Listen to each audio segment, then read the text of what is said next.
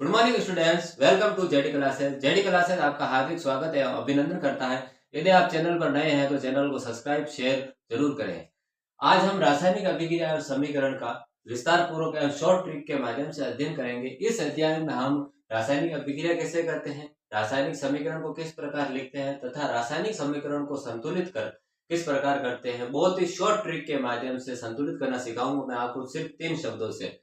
उसके पश्चात हम रासायनिक अभिक्रिया के प्रकारों के बारे में अध्ययन करेंगे।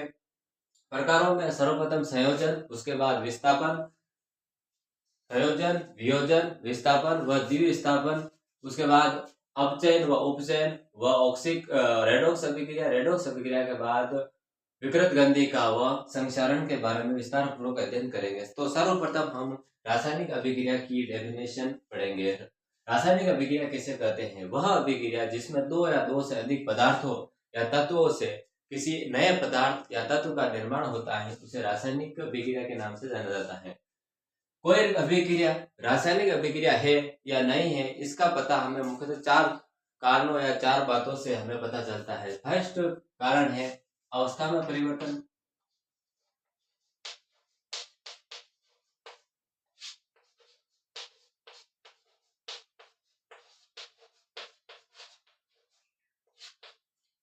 सेकंड है गैस का उत्सर्जन।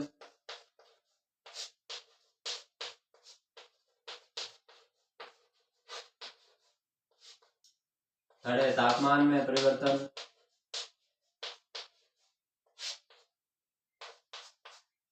चौथा है ऊष्मा में परिवर्तन।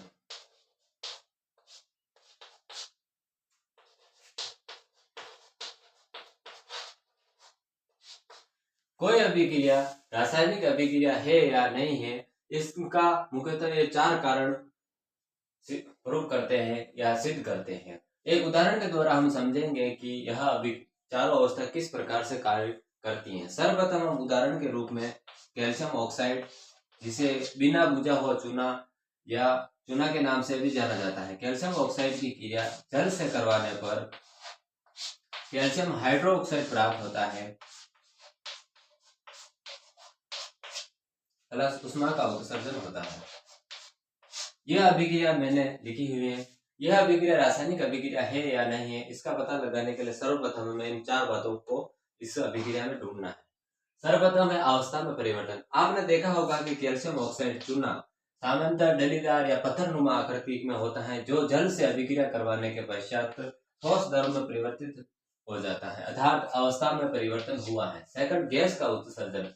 आपने देखा होगा कि चूने को जब हम पानी में डालते हैं तो वो तीव्र बुदबुदाहट के साथ CO2 गैस का उत्सर्जन करता है, अर्थात इसमें गैस का उत्सर्जन भी होता है। तीसरा है तापमान में परिवर्तन। चूने को आप हाथ से छू सकते हैं, लेकिन उसके द्रव को हाथ से नहीं छू सकते, अर्थात तापमान में परिवर्तन हुआ है। अर्थात ऊष्मा का उत्सर्जन या ऊष्मा में परिवर्तन।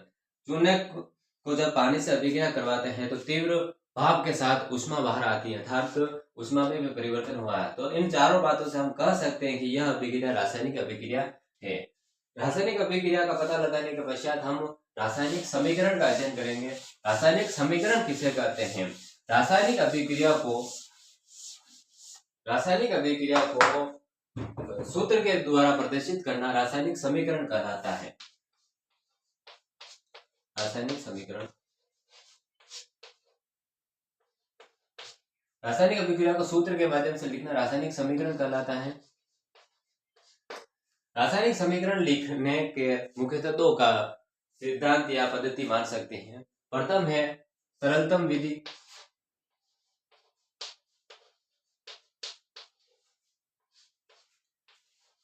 सेकंड है संक्षिप्त विधि।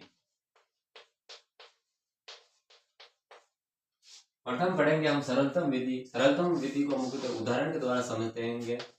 मैग्नीशियम की क्रिया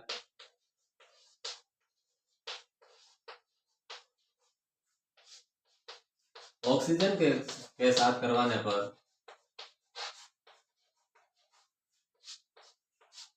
मैग्नीशियम ऑक्साइड प्राप्त होता है।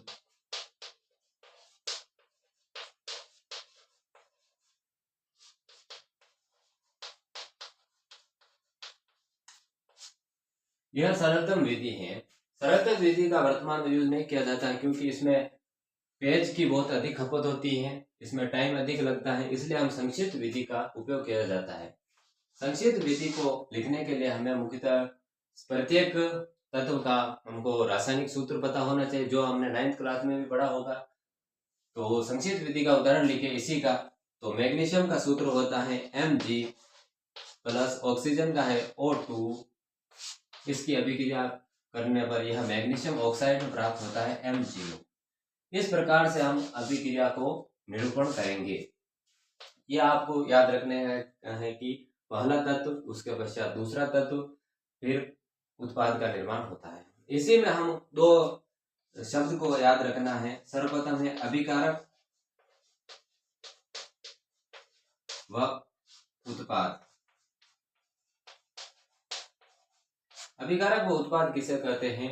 वह तत्व या यौगिक जिससे किसी नए तत्व का निर्माण होता है उसे अभिकारक के नाम से जाना जाता है, तथा जो नया तत्व बना है उसे उत्पाद के नाम से जाना जाता है। इसी में हम अवस्था का निरूपण भी करेंगे।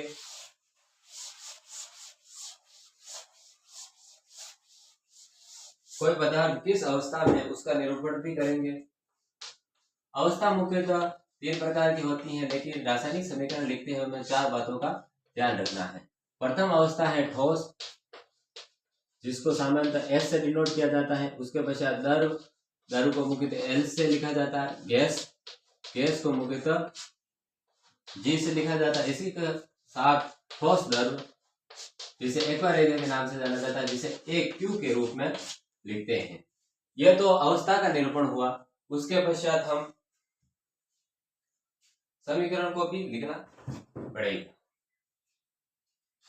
उदाहरण के द्वारा समझे हम, या ट्रिक मान लो, ट्रिक के द्वारा समझे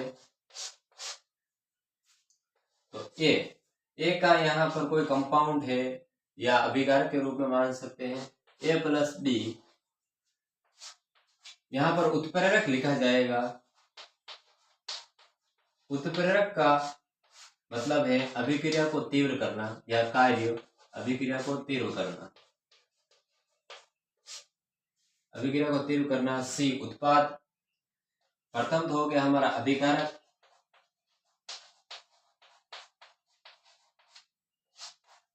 ये हो गया उत्पाद। माना कि यह वस्तु सॉलिड है तो S, यह भी द्रव है तो L, तो ये ठोस व द्रव मिलकर नया उत्पाद का निर्माण होगा। इसको AQ के रूप में लिखते हैं। रासायनिक समीकरण लिखने के लिए हमको मुख्यतः 3 बातों का याद रखना जरूरी है। प्रथम तो अभिकारक, सेकंड उत्पाद, तीसरा है हमको उत्पाद अवस्था का निरूपण करना। अवस्था में सॉलिड, लिक्विड, एक्वा व गैस, इसका निरूपण करना है। तथा उत्प्रेरक का भी ध्यान रखना है कि उत्प्रेरक क्या होता है। उत्प्रेरक वह पदार्थ या अवस्था होती है जिससे अभिक्रिया की गति तेज हो जाती है, उसे उत्प्रेरक के नाम से जाना जाता है। उत्प्रेरक को मुख्यतः त्रिभुज से, त्रिभुज का मतलब है ऊष्मा, या इसमें ऊष्मा, इसके अंतर्गत क्लोरोफिल या सूर्य का प्रकाश,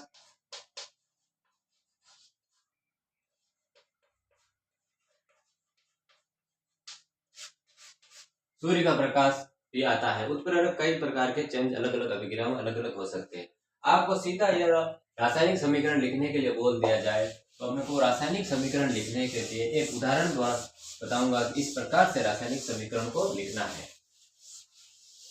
सर्वप्रथम आपको उदाहरण द्वारा समझिए तो सर्वप्रथम अभिकारक व उत्पाद को लिखना है। जो अभी हमने अभिक्रिया पढ़ी है उसी को वापस डिनोट करेंगे कि कैल्शियम ऑक्साइड की किया। तो अभिकारक कौन कौन से हो गए? कैल्शियम ऑक्साइड प्लस जल। उत्पाद क्या हो रहा, बन रहा है? Calcium hydroxide.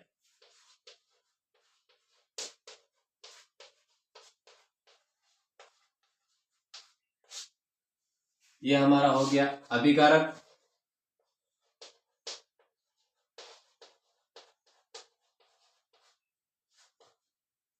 कैल्शियम हाइड्रोक्साइड हमारा उत्पाद। ये हो गया उत्प्रेरक।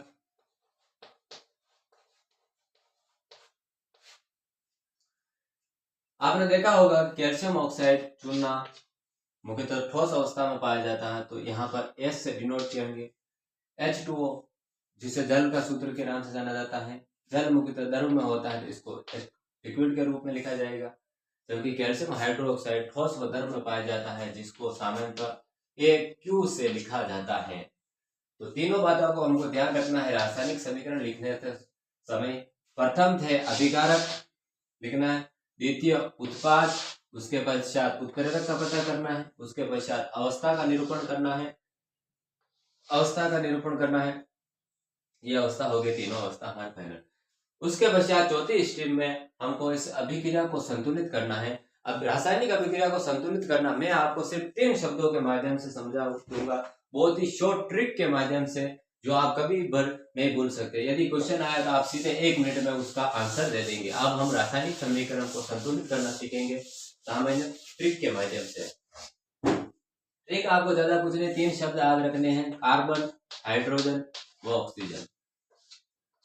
रासायनिक अभिक्रिया को संतुलित करना आपने 9th क्लास में पढ़ा होगा, नहीं पढ़ा तो आपको ये सिर्फ 3 बातें याद रखनी, कैल्शियम, कार्बन, हाइड्रोजन व ऑक्सीजन। याद रखना किसी अभिक्रिया में कार्बन, हाइड्रोजन व ऑक्सीजन के अलावा कोई तत्व दिया हुआ है तो पहले उसको संतुलित करना है, उसके पश्चात कार्बन को संतुलित करना, उसके पश्चात हाइड्रोजन को, उसके पश्चात ऑक्सीजन को। एक एग्जाम्पल के रूप में समझे, A + B + C। आपने थोड़ा बहुत मालूम होगा कि एक ही इधर कोई भी संख्या नहीं लिखी हुई तो इसको 1 माना जाएगा।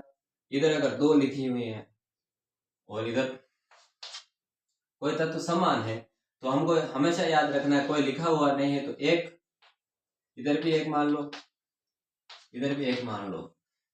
इस जैसे यहाँ मैग्नीशियम दिया हुआ है तो इधर भी मैग्नीशियम को संतुलित करना है।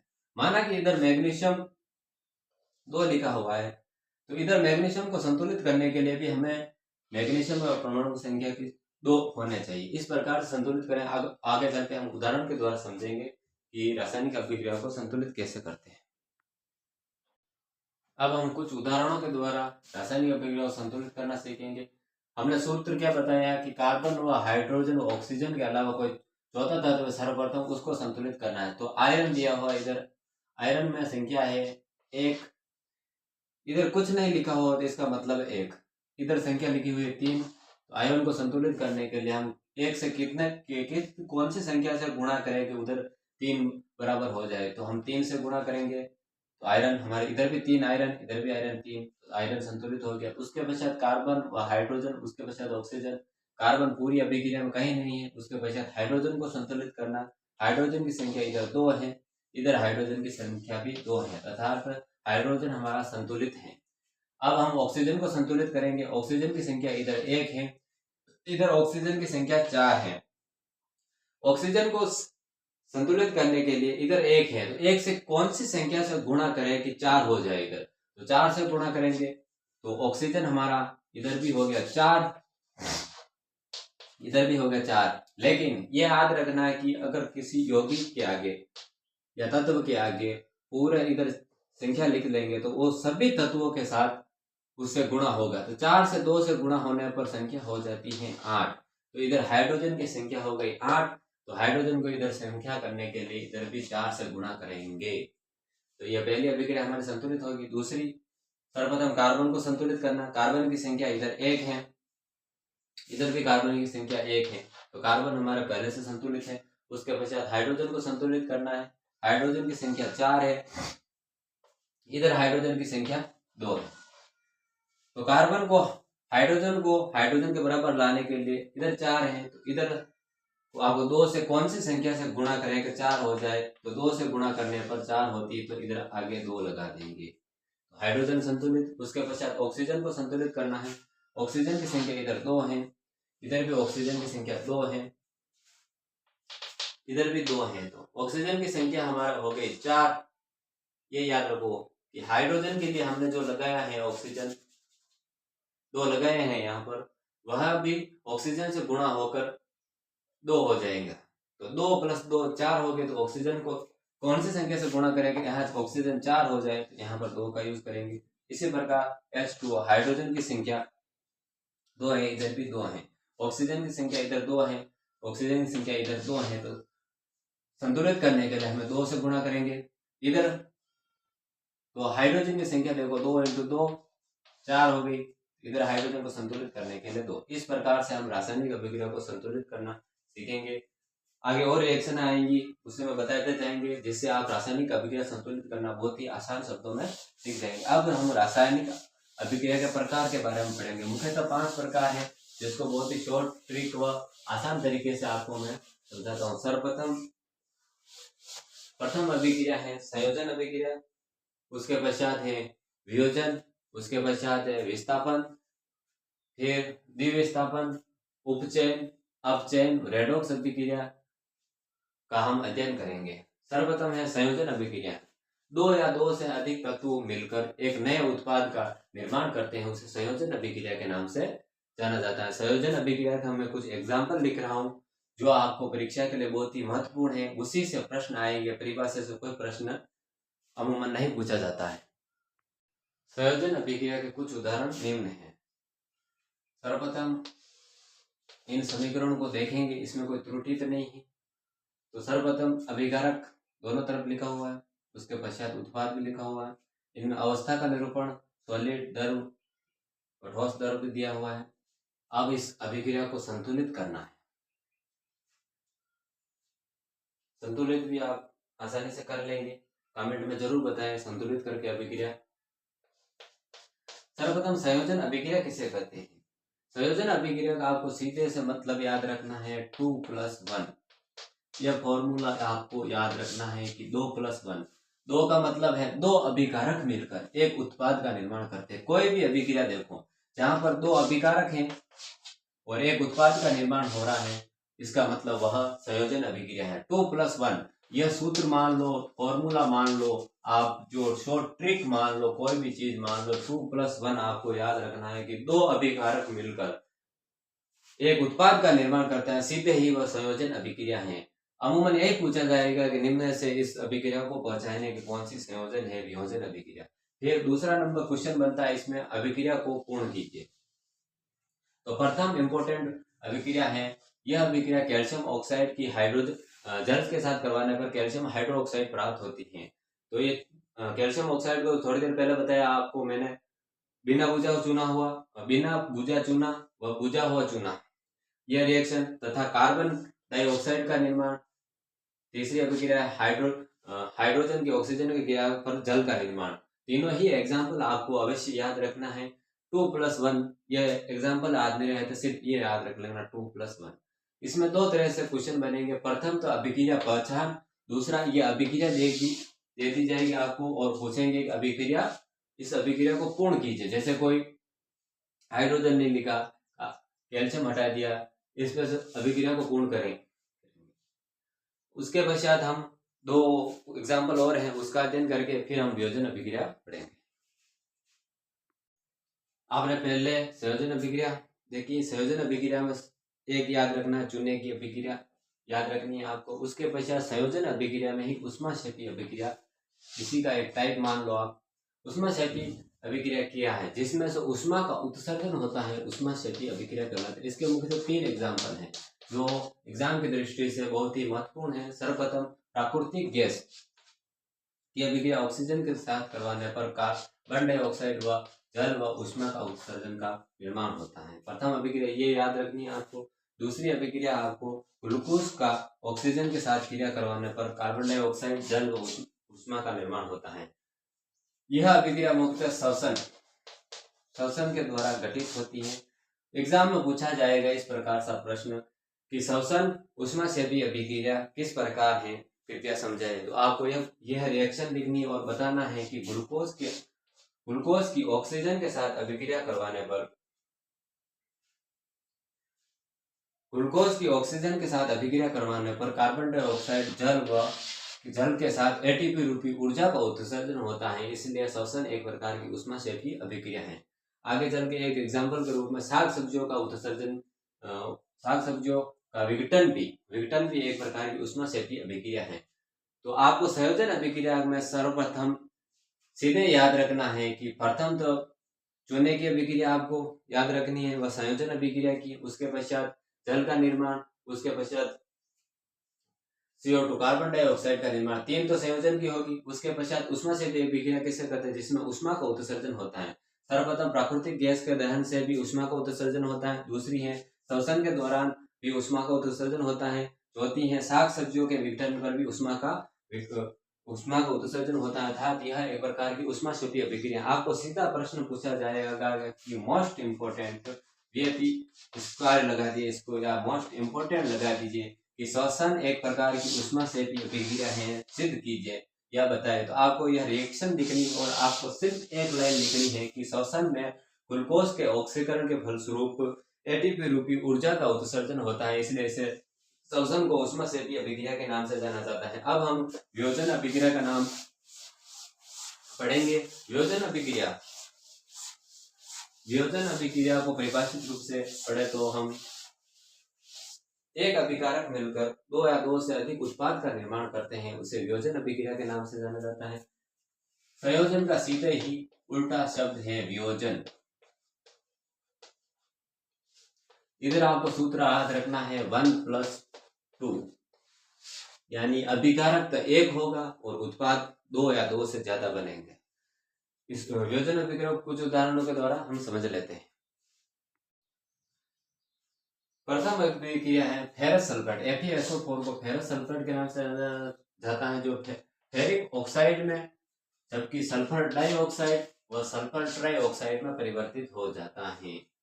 यह अभिक्रिया आपको याद अवश्य रखनी है कि वियोजन की अभिक्रिया कौन सी है, फेरस सल्फेट, जो फेरिक ऑक्साइड, सल्फर डाइऑक्साइड व सल्फर ट्राइऑक्साइड में वियोजित होती है। इसी में हम उष्मीय वियोजन का अध्ययन करेंगे।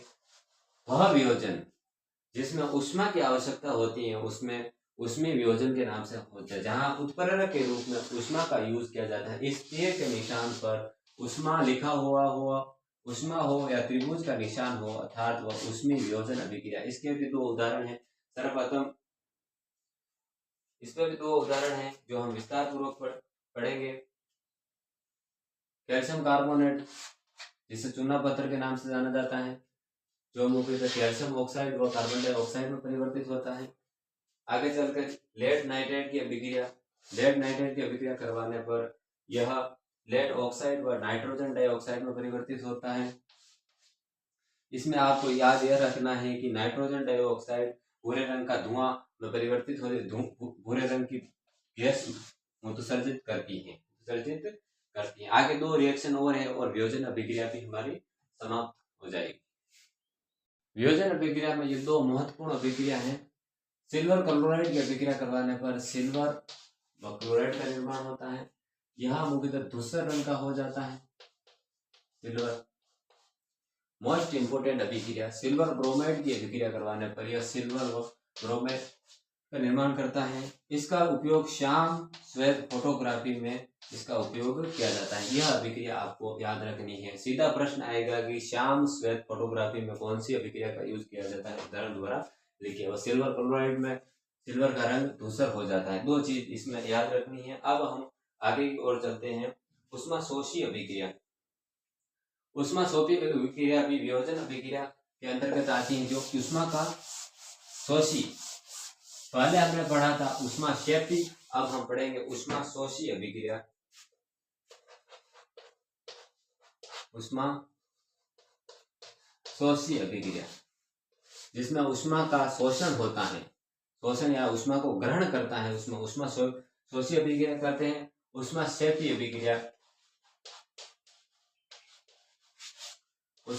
अभिक्रिया यानी उष्मा का उत्सर्जन। कोई रिएक्शन किसी भी अभिक्रिया में अगर तीर ऊपर की तरफ जा रहा है तो यहाँ इसका मतलब है उष्मा उत्सर्जित हो रही है।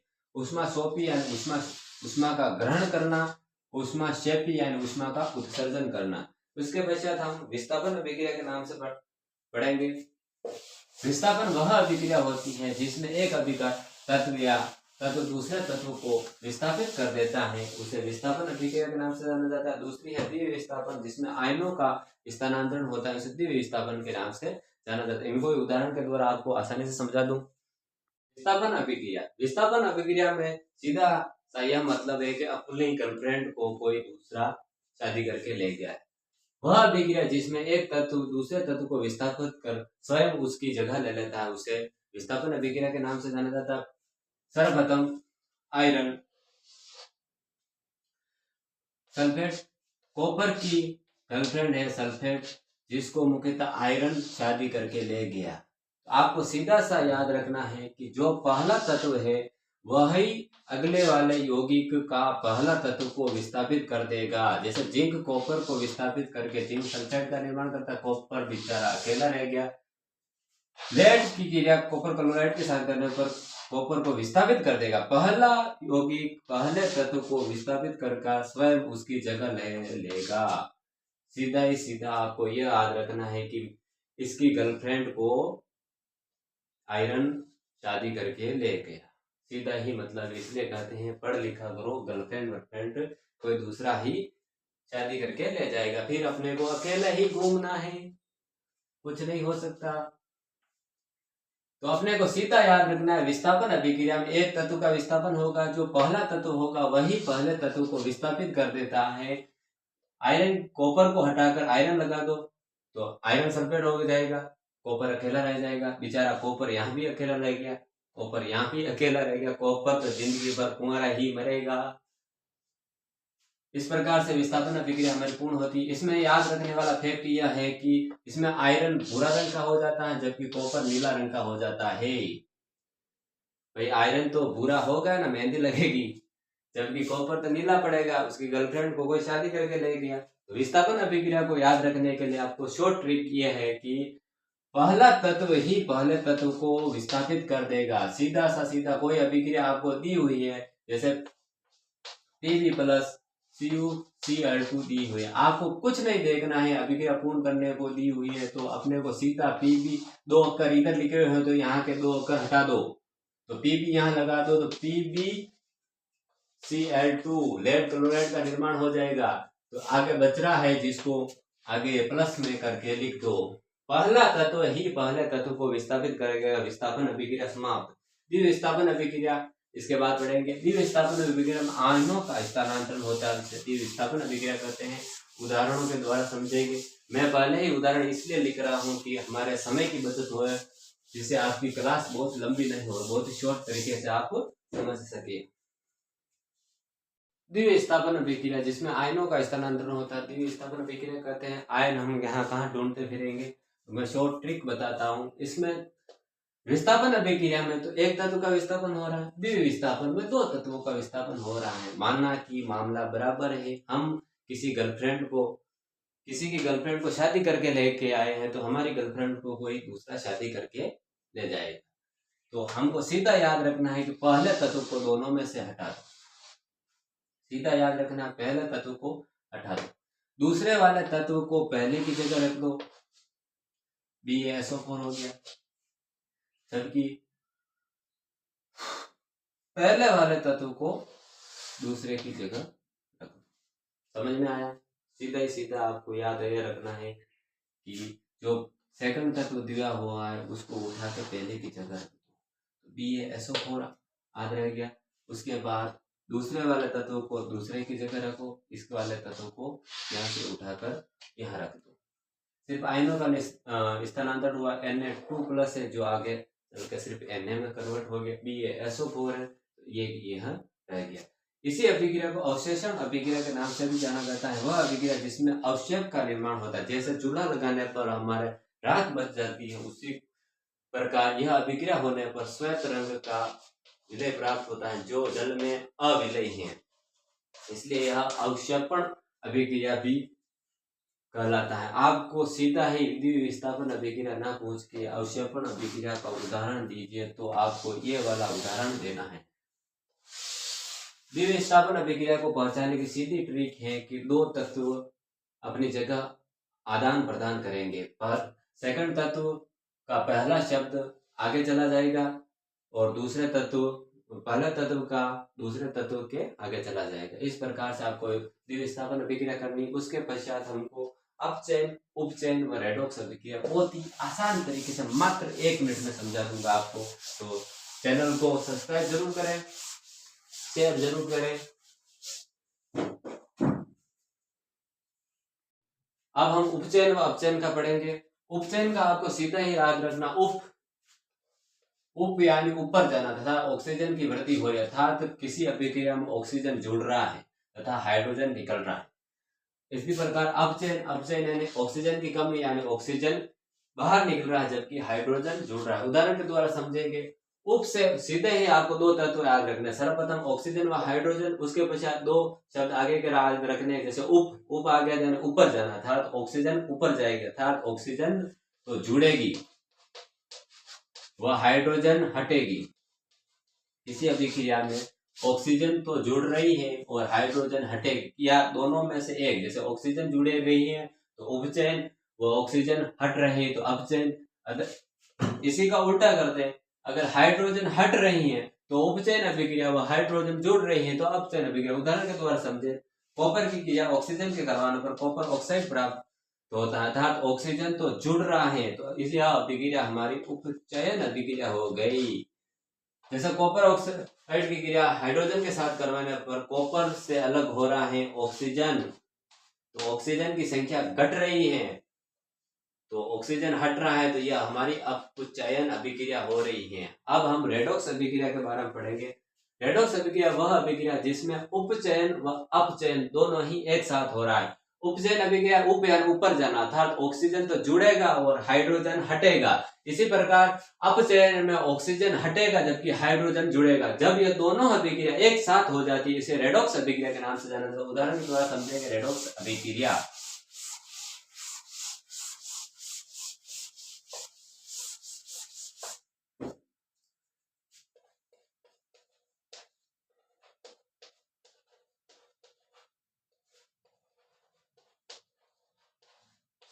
रेडॉक्स अभिक्रिया, रेडॉक्स अभिक्रिया को उदाहरण के द्वारा समझे, CuO प्लस H2 की क्रिया करवाने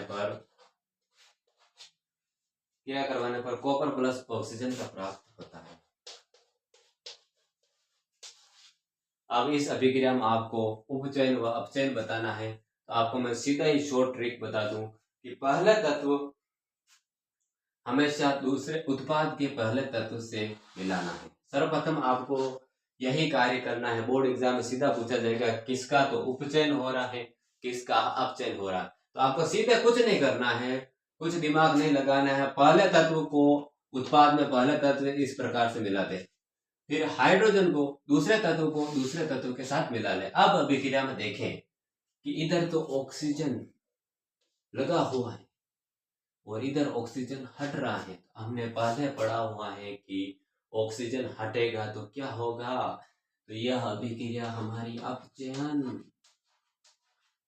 इसी प्रकार इधर तो हाइड्रोजन है, इसके साथ क्या हो रहा है, ऑक्सीजन जुड़ रहा है, तो यह अभिक्रिया हमारी क्या हो गई, उपचयन। बहुत ही आसान है, इसको आप ज्यादा याद करके इसको टफ ना करें, सीधा ही आपको याद रखना है। एक एग्जाम्पल के द्वारा आप हम और समझेंगे क्योंकि यह अभिक्रिया इस लेसन की महत्वपूर्ण है।